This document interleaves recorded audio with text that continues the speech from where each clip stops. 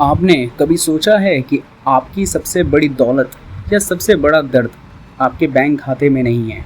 नहीं, बल्कि आपके दिमाग के एक अनदेखे कोने में छिपा है। ये कहानी एक अर्जुन नाम के व्यक्ति की है, जो अपनी हर कोशिश में नाकाम हो रहा था, जब तक कि उसे माया नहीं मिली। माया ने उसे एक ऐसा रहस्य बताया जिसको हम सीक्रेट भी कहते हैं, जो किताबों में नहीं मिलता। यह रहस्य आपके चेतन और अवचेतन मन के बीच का है, और एक बार जब आप इसे समझ लेते हैं तो आप सिर्फ अपनी ज़िंदगी को बदलते नहीं, बल्कि उसका जादू खुद रचते हैं। तो क्या आप तैयार हैं उस सफ़र पर जाने के लिए, जहां आपके विचार ही आपकी हकीकत बन जाते हैं?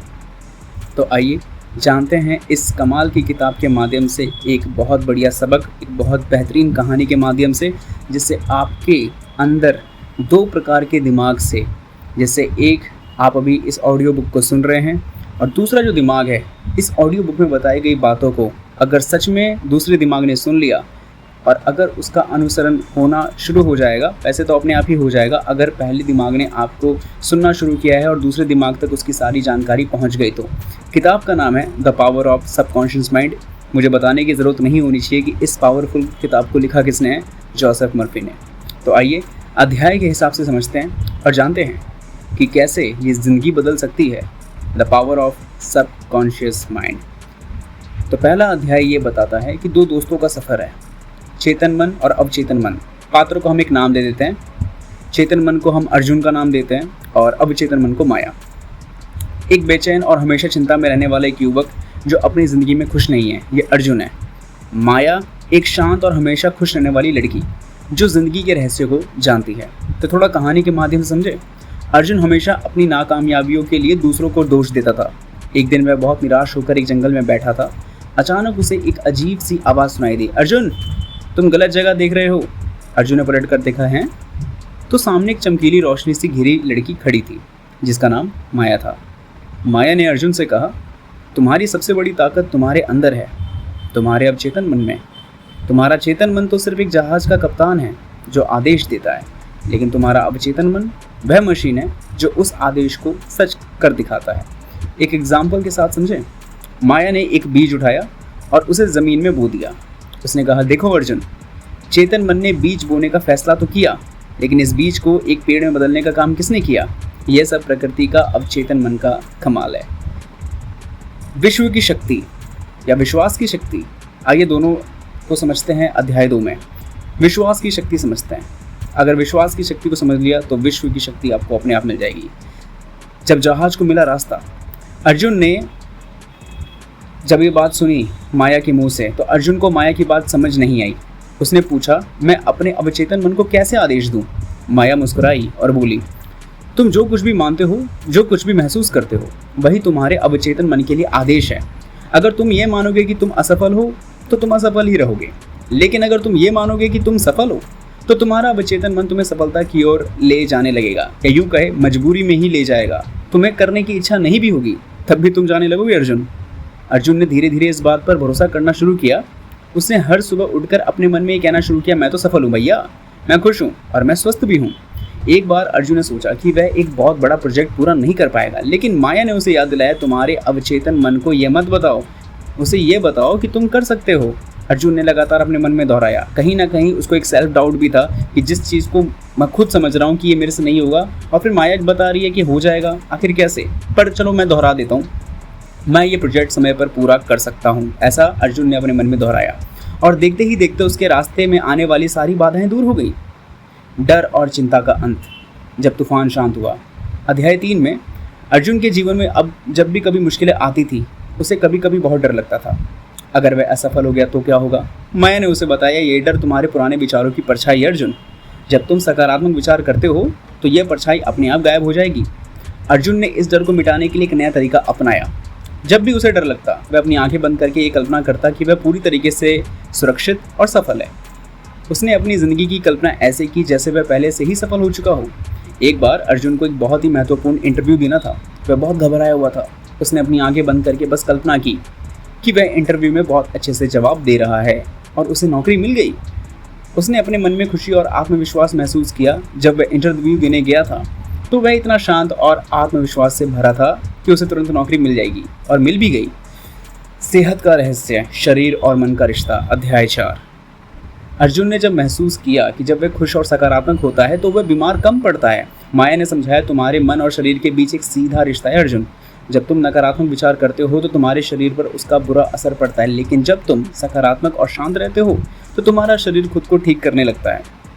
अर्जुन ने अपनी सेहत के लिए हर दिन ये दोहराना शुरू किया कि मेरा शरीर भाई पूरी तरीके से स्वस्थ है, मेरे हर अंग में नई ऊर्जा है। अर्जुन को अक्सर सिरदर्द की शिकायत रहती थी, पता है, लेकिन जब उसने हर सुबह उठकर अपने मन में यही कहना शुरू किया कि मेरे दिमाग में शांति है, मेरे सिर में कोई दर्द नहीं है, तो धीरे धीरे उसका सिरदर्द पूरी तरीके से गायब हो गया। अंतिम सबक। लेकिन रुको, क्या इतनी जल्दी अंतिम सबक आएगा? अभी तो आपको बहुत सारी चीज़ें सिखानी है मुझे। तो अर्जुन ने अपनी ज़िंदगी का सबसे बड़ा सबक सीखा ये, और ये समझ गया था कि ज़िंदगी का असली मालिक कोई और नहीं बल्कि वह खुद है। उसका अवचेतन मन एक जादू शक्ति की तरह है जो उसके हर विचार को सच करता है। सबक तो उसने काफ़ी सीखे, लेकिन अध्याय तो अभी भी बाकी है। जैसे अध्याय 5, धन और समृद्धि का रहस्य। जब सोने का घड़ा मिला, अर्जुन अब बहुत सी बातों में सफल हो रहा था, लेकिन उसको पैसे की तो अभी भी तंगी थी। अर्जुन आर्थिक रूप से अभी भी संघर्ष करना पड़ रहा था उसे। उसने माया से पूछा, क्या हमारा अवचेतन मन धन को भी अट्रैक्ट कर सकता है? माया ने समझाया, धन सिर्फ कागज़ या सिक्के नहीं है, बल्कि ये एक विचार है अर्जुन। अगर तुम ये मानते हो कि पैसा मुश्किल से मिलता है तो वह तुम्हारे पास आएगा ही नहीं, लेकिन अगर तुम ये मानते हो कि धन तो आसानी से मिल जाता है और जब हर किसी के जीवन में आसानी से आता भी है, तो तुम्हारा अवचेतन मन उसे आकर्षित करने लगेगा। तो अर्जुन ने सबसे पहले हर सुबह उठकर अपने मन में यही कहना शुरू किया, धन मेरी और आसानी से और प्रचुर मात्रा में आ रहा है। बस फील करना शुरू कर दिया कि हर दिन कुछ ना कुछ एक आंकड़ा मेरे पास आ रहा है धन के स्वरूप में। मैं आर्थिक रूप से अब इंडिपेंडेंट हूँ। उसने अपने मन में ये कल्पना करना शुरू किया कि उसके पास बहुत पैसा है, वह उसे अच्छे कामों में इस्तेमाल भी कर रहा है। तो एक बार अर्जुन को एक नया काम शुरू करने के लिए पैसों की ज़रूरत थी। उसने लगातार यही कल्पना की कि उसे एक बड़ा निवेशक मिल गया है। एक हफ्ते बाद उसके पुराने दोस्त ने उसे कांटेक्ट किया और एक नए व्यापार में निवेश करने का मौका दिया, जो उसके लिए बिल्कुल सही था। 6वां अध्याय, खुशहाल रिश्तों का जादू, जब दिल के तार जुड़े। अर्जुन ने जब महसूस किया कि अब उसकी ज़िंदगी में प्यार, खुशी की कमी है, क्योंकि पैसों की कमी तो दूर हो गई और सेल्फ कॉन्फिडेंस उसके अंदर आ भी चुका है, तो उसके रिश्ते में अब कुछ खास लोगों से नहीं थे। उसने माया से पूछा, क्या हमारा अवचेतन मन हमारे रिश्तों को भी बेहतर बना सकता है? तो माया ने कहा, तुम दूसरों से जो रिश्ता चाहते हो, पहले वही रिश्ता खुद से बनाओ। अगर तुम चाहते हो कि तुमसे लोग प्यार करें तो पहले खुद से तो प्यार करो। अगर तुम चाहते हो कि लोग तुम्हें सम्मान दें तो पहले खुद को तो सम्मान दो। अर्जुन ने यह समझना शुरू किया कि रिश्ते बाहरी नहीं बल्कि अंदरूनी होते हैं। उसने अपने मन में उन लोगों के लिए पॉजिटिव भावनाएं पैदा करना शुरू कर दिया जिनसे वह अच्छे रिश्ते बनाना चाहता था। जैसे उदाहरण के लिए, अर्जुन और उसके पिता के बीच अच्छे रिश्ते नहीं थे। अर्जुन ने हर रात सोने से पहले ये एक इमेजिनेशन यानी कल्पना करना शुरू किया कि वह और उसके पिता खुलकर बात कर रहे हैं और उनके बीच कोई गलत फहमी नहीं है। कुछ दिनों बाद उसके पिता ने खुद उससे बात करना शुरू किया और उनके बीच की दूरी कम हो गई। यहाँ तक की बातों को हमने सीखा है, तो आइए समझते हैं कि आखिर अर्जुन ने क्या क्या सीखा और क्या क्या सबक अपनी ज़िंदगी में उसने लिया।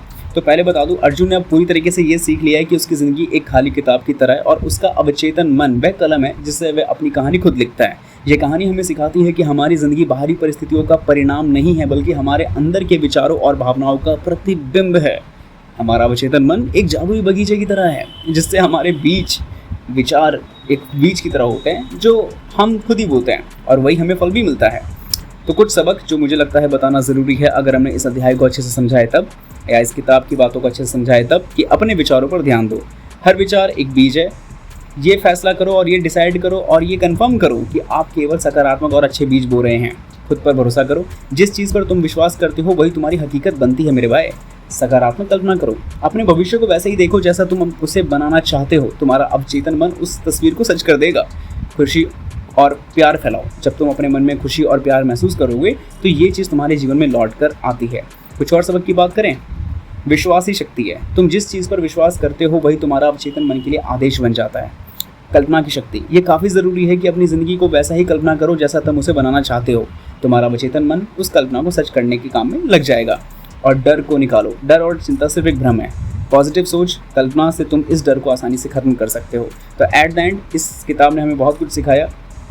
इस किताब ने हमें ये बताया कि हमें सिर्फ अपने जीवन के दर्शक नहीं, हम सिर्फ अपने जीवन के दर्शक नहीं बल्कि उसके खुद प्रोड्यूसर यानी निर्माता है। The power of your subconscious mind की असली ताकत ही यही है कि हमें अपनी ज़िंदगी को अपनी इच्छा के अनुसार बदलने की शक्ति देता है। अगर ये ऑडियो बुक पसंद आई हो तो कमेंट करके ज़रूर बताएं।